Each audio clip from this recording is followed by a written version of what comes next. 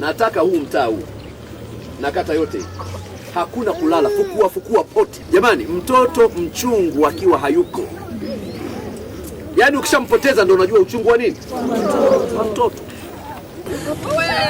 Jambo la kwanza lazima tufahamu, dunia hii ina watu wanyama sana. Dunia hii ina watu wanyama sana, na unyama walio nao hauna kiasi. Ni ukatili uliopitiliza. Na kwa sababu tuko kwenye dunia yenye watu wanyama, ni lazima tuongeze umakini wa namna ya kuishi katikati ya wanyama wanao.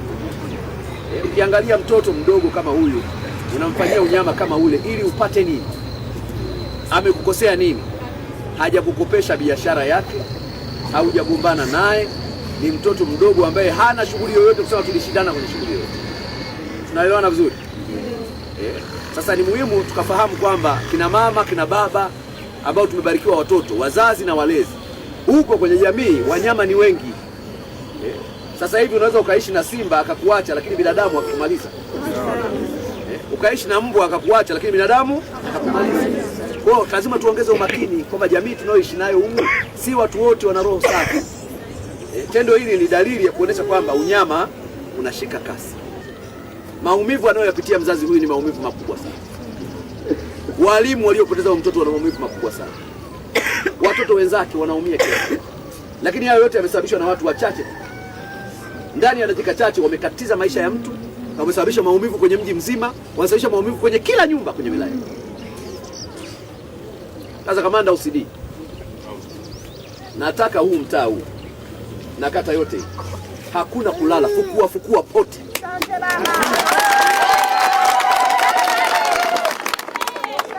Sitaki kusikia habari ya tumekama. Nasema hivi, kila mtakayehisi kwa namna yoyote hii anaweza kuwa msaada wa kupata taarifa ya nini kilitokea, kamata.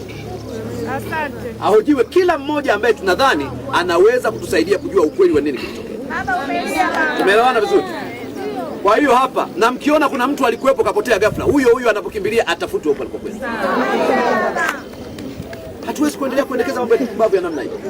Tutapoteza watoto wangapi? Watu wataogopa kupeleka watoto shuleni, wataogopa kupeleka watoto makanisani, wataogopa kupeleka watoto kila sehemu. Hatuwezi kukubali huo upumbavu hata kidogo. Hatuwezi. Kwa nadhani operation kama ilivyoanza tangu jana iendelee. Na nipate taarifa ya hatua zinavyokwenda kila wakati. Mpaka tuwatie nguvuni wote waliohusika na mambo haya. Lakini nataka niwasisitize wazazi, tuongeze nini jamani?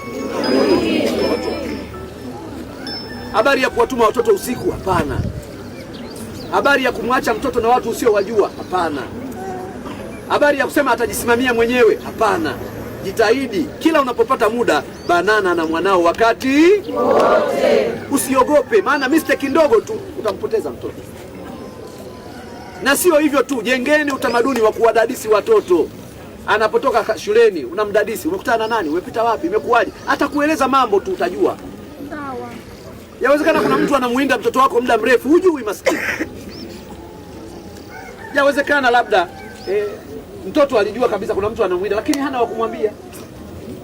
Wewe unaenda wapi? Kakutuma nani? Njoo. Karibia wiki nzima. Tuongeze umakini kwa watoto wetu. Jamani, mtoto mchungu akiwa hayuko, yaani ukishampoteza ndio unajua uchungu wa nini? Wa mtoto. Na tukiwachekea hawa OCD na RPC, tukiwachekea watu wa namna hii, huu mji utakuwa mdogo.